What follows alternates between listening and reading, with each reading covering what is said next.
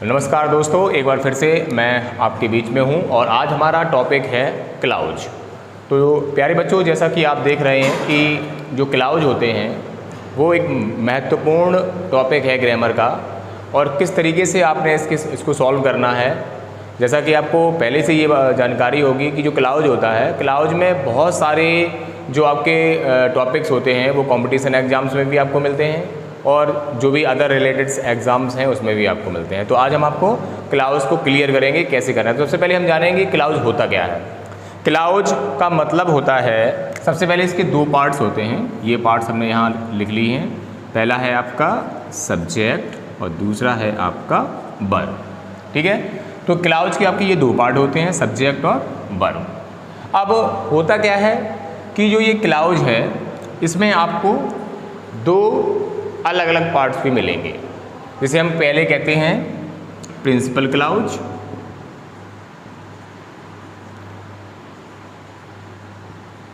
और दूसरा है आपका सबऑर्डिनेट क्लाउज। ठीक है बच्चों, अब बेसिकली क्या होता है कि क्लाउज को हम तीन भागों में विभाजित कर सकते हैं। सबसे पहले तो आपने ये जाना कि क्लाउज क्या होता है। क्लाउज है आपका सब्जेक्ट और वर्ब का जो मेल होता है उसे हम क्लाउज कहते हैं। दूसरी भाषा में हम बच्चों ये कह सकते हैं कि ग्रुप ऑफ वर्ड्स। क्लाउज का मतलब होता है ग्रुप ऑफ वर्ड्स, यानी कि जब हम एक से अधिक सेंटेंसेस को जोड़ने का काम करते हैं तो वो हमें क्लाउज के माध्यम से ही करना है। ठीक है, अब वो सेंटेंसेस कौन से हो सकते हैं बच्चों? वो हो सकते हैं आपके प्रिंसिपल क्लाउज और सबऑर्डिनेट क्लाउज। ठीक है, अब आपके दिमाग में चल रहा होगा कि क्लाउज में एक प्रिंसिपल क्लाउज हो गया, एक सबऑर्डिनेट क्लाउज हो गया, ये दो उसके भाग होते हैं या दो आप कह सकते हैं प्रकार होते हैं। Clause have two types of clause, principal clause and subordinate clause. अब क्लाउज में किन किन चीज़ों को हम आपस में ट्रांसफॉर्म करते हैं या इंटरचेंज करते हैं वो मैं आपको बता रहा हूँ। तो चलिएगा, अभी आपने ये सीखा कि क्लाउज का मतलब होता है ग्रुप ऑफ वर्ड्स, यानी दो या दो से अधिक सेंटेंसेस को जोड़कर जब हम एक सेंटेंस बनाते हैं तो वो हम क्लाउज के माध्यम से ही बनाते हैं। और क्लाउज को हम थ्री टाइप से आपस में इंटरचेंज करते हैं। बच्चों कौन कौन से वो थ्री टाइप से आप समझ लीजिएगा। पहला है आपका सिंपल, दूसरा है आपका कंपाउंड और तीसरा है कम्प्लेक्स। ठीक है बच्चों, तो ये जो आपके क्लाउज हैं वो तीन टाइप से आपको आपस में इंटरचेंज करने हैं। पहला तो सिंपल हो गया, दूसरा कंपाउंड हो गया, तीसरा हो गया आपका कम्प्लेक्स। आज हम आपको बताएंगे कि सिंपल सेंटेंस को कंपाउंड में यदि आपको इंटरचेंज करना है तो आप कैसे करेंगे।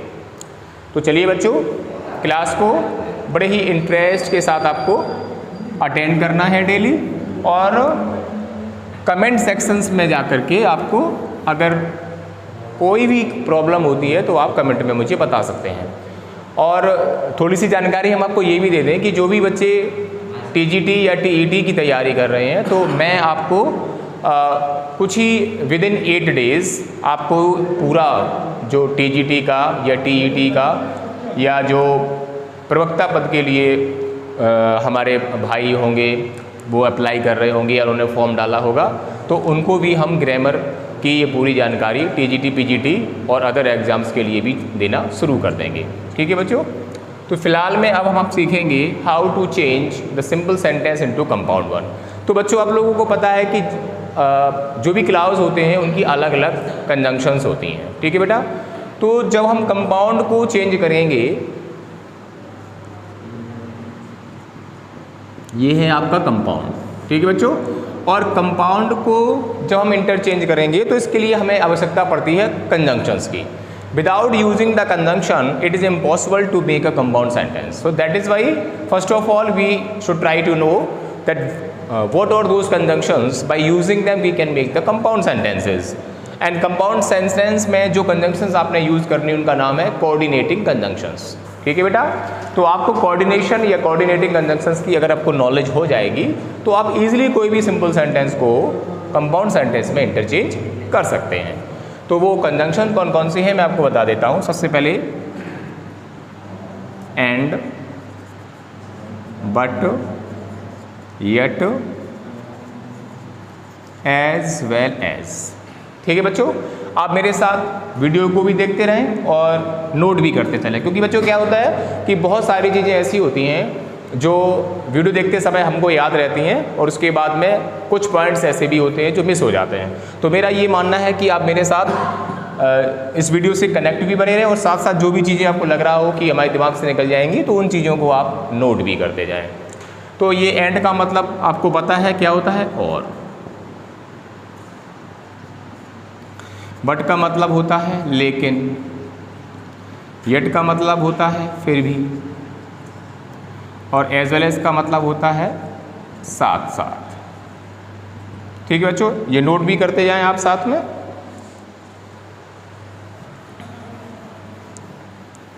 उसके बाद कुछ कंजंक्शंस और हैं, आइदर और, नाइदर नॉर।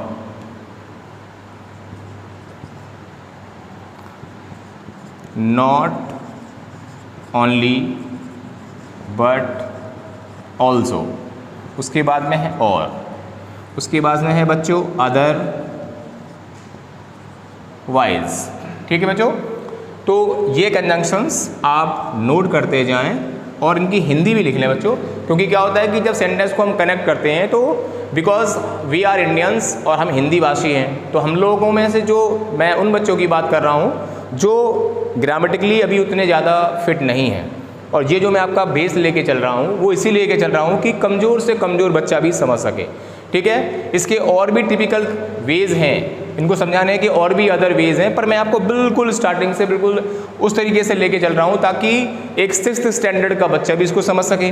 क्योंकि बेसिकली होता क्या है कि कम्प्लेक्स और कंपाउंड को इंटरचेंज करने के कुछ रूल्स होते हैं, वो बहुत टिपिकल होते हैं, अपने बुक्स में देख रखा होगा। जब आप उनको स्टडी करते होंगे तो आपको ये पता नहीं लगता है कि इस बुक्स के थ्रू हम इंटरचेंज कैसे करें। तो हम आपको बहुत ही अच्छा आइडिया दे रहे हैं कि सबसे पहले हम क्या सीखें कि कंपाउंड क्लाउज के माध्यम से बनाया जाता है। मैं फिर से आपको बता रहा हूँ, एक बार फिर से देख लीजिए कि कंपाउंड जो है वो किससे रिलेटेड है, क्लाउज से, और कंपाउंड को हम बनाएंगे सिंपल से जब चेंज करके, तो इसमें जो कंजंक्शंस यूज होंगी वो कोऑर्डिनेटेड कंजंक्शन होंगी। मैं ऐसा क्यों बता रहा हूँ, क्योंकि बेटा कंपाउंड और कम्प्लेक्स में there is no more difference. The compound and complex both are the similar sentences, but the changes which we are going to make them, in the compound sentences we are using the coordinating conjunctions and in the complex we will use subordinate conjunctions. So that is the difference which I am going to tell you. So first of all, what we have to do, we have to write all these conjunctions. If we are writing the conjunctions, we have to convert them as when we are going to make them in the compound sentence. So first of all, we are watching in front of us either or, neither nor, not only but also, or otherwise or for. मैं उसकी हिंदी आपको लिखवा चुका हूँ, इनकी भी हिंदी लिख लीजिए आप। आइदर आर माने होता है या तो या, और नाइदर नॉर माने होता है ना तो ना, और not only but also means होता है न केवल बल्कि। ठीक है बच्चों, और माने होता है या, और अदरवाइज माने होता है अन्यथा। ठीक है, और फॉर माने होता है क्योंकि। इसमें एक कंजंक्शन बच्चों और है, वो है, यहाँ लिख दे रहे हैं, आपको दिखाई देगा, देयरफॉर। ठीक है बच्चों, देयरफॉर का मतलब होता है इसीलिए या इसलिए। ठीक है, तो फर्स्ट ऑफ ऑल आप ये कंजंक्शंस को नोट करें। अब मैं आपको बताऊंगा कि इंटरचेंज करने का मेथड क्या है, how we interchange these sentences from compound to complex और द सिंपल। तो चलिए, प्रोसेस आपके सामने है, संभवतः आप लोगों ने ये नोट कर लिया होगा, तो अब हम इसको इरेज करेंगे और सेंटेंस के माध्यम से आपको इसको यूज करके बताएंगे। कॉन्सेप्ट बच्चों आज का बहुत छोटा होने वाला है, लेकिन बहुत ही इंटरेस्टिंग होने वाला है। चलिए, तो सबसे पहले हमने आपको एक सेंटेंस दिया, आई कॉल्ड रमेश।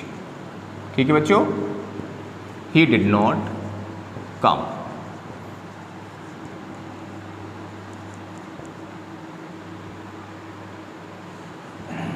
ठीक है, ये सेंटेंस आपके सामने है, I called Ramesh, he did not come.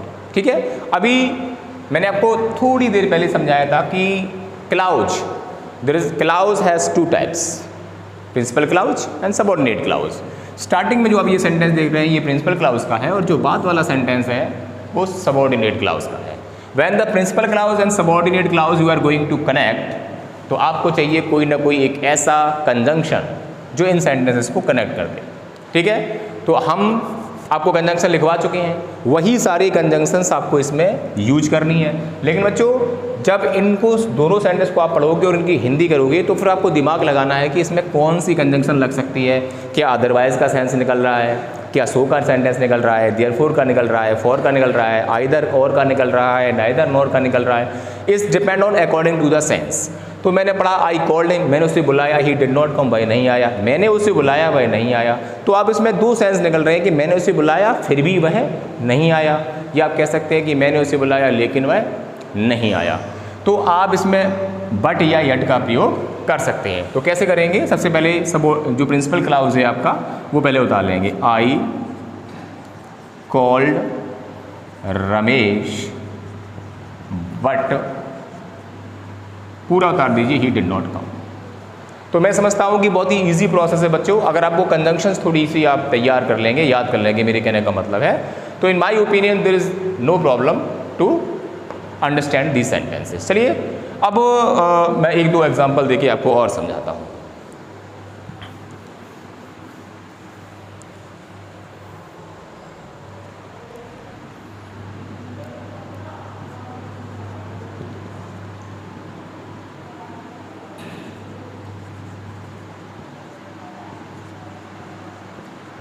He is a good doctor.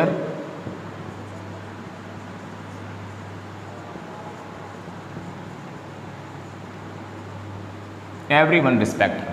ठीक है बच्चों, now the same process is here.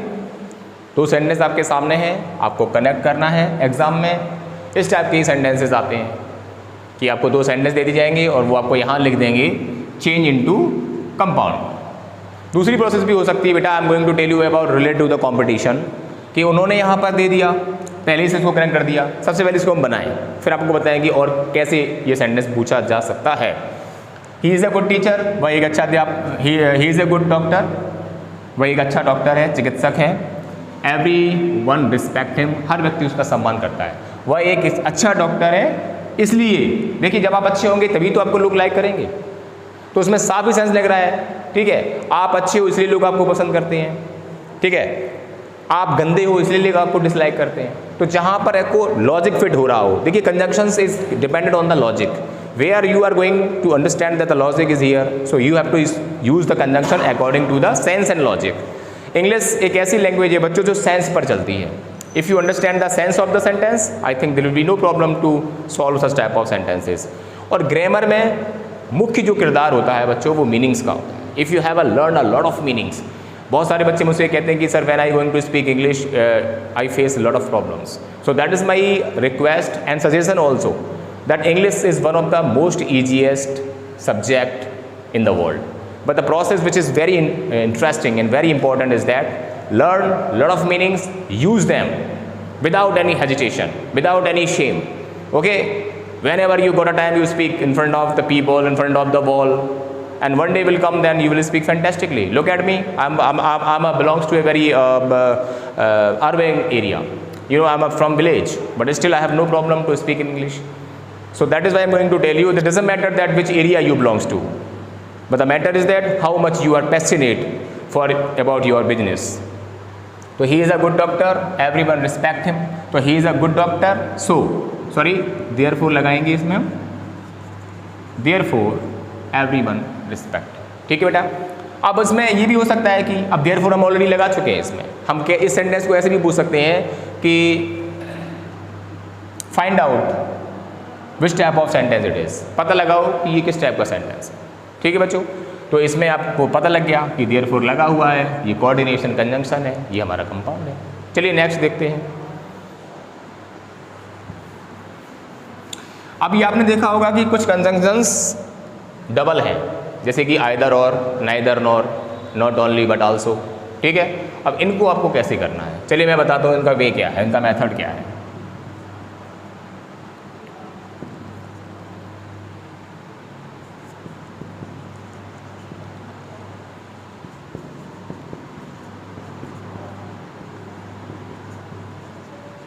चलिए 2 सेंटेंस आपके सामने है, he is find, he is punished, ठीक है। उसे फाइंड किया गया, उसको पनिश्ड किया गया। जहाँ पर भी आपको लगा कि एक साथ 2 चीज़ें घटित हो रही हैं, प्रिंसिपल क्लाउज में कोई चीज़ घटित हुई और सबऑर्डिनेट क्लाउज में भी कोई चीज़ घटित हुई, तो जहाँ भी आपको ऐसा लगे कि एक साथ 2 चीज़ घटित हो रही हैं, वहाँ पर नॉट ओनली बट आल्सो का प्रयोग ही होगा। जहाँ आपको ऐसा लग रहा है कि एक व्यक्ति की 2 क्वालिटीज़ बताई जा रही हैं, जैसे mister Shukla is a doctor, he is a engineer. जैसे हमने आपको बताया trees give us fruits, trees give us fruits, trees give us timber. तो ट्रीज़ से हमें फ्रूट्स भी मिल रहा है, टिम्बर भी मिल रही है। तो जहाँ एक साथ 2 लोगों की क्वालिटीज़ हमें पता चल रही है, वहाँ पर हमें क्या लगाना है, नॉट ओनली बट आल्सो। तो चलो हम कैसे करेंगे इसको, उसको फाइन भी किया गया, उसको पनिशमेंट भी मिला, तो फाइन भी दे रहा है, पनिशमेंट भी दे रहा है। आपको ध्यान रखना है कि इसमें नॉट ओनली बट आल्सो का सेंस निकल रहा है। तो हम इसको कैसे करेंगे, he is not only find but also punished. Okay बच्चों, चलिए नेक्स्ट हम देखते हैं, एक सेंटेंस और देख लीजिए, समझ लीजिए।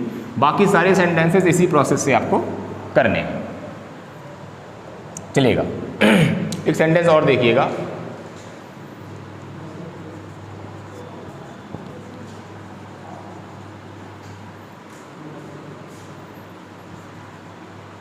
माई टीचर केम टू मी।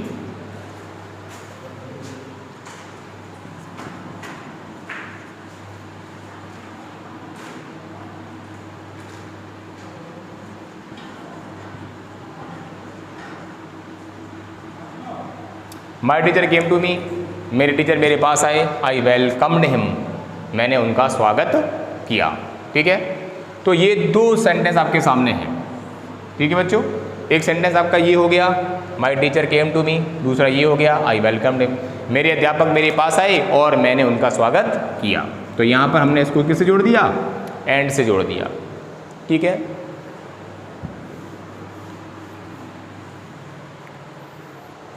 और देख लीजिए, मेरा ये मानना है बच्चों कि अगर हम जितना ज़्यादा एग्जाम्पल्स करेंगे, जैसे कि हमने आपको कंजंक्शन लिखवा दिया, अब कंजंक्शंस को आप क्या है आपने पढ़ लिए, लेकिन उन कंजंक्शंस को पढ़ने के बाद में आप जितना ज़्यादा प्रैक्टिस करोगे, ग्रामर प्रैक्टिस के ऊपर डिपेंड करता है बच्चों, जितना ज़्यादा आप प्रैक्टिस करोगे आपको उतना ही ज़्यादा बड़ी तरीके से वो चीज़ फ्लो में हो जाएगी।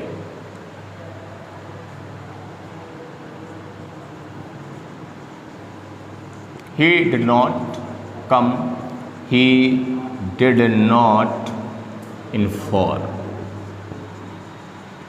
देखो बोल रहे हैं कि he did not come, वह नहीं आया, he did not inform, उसने इन्फॉर्म भी नहीं किया।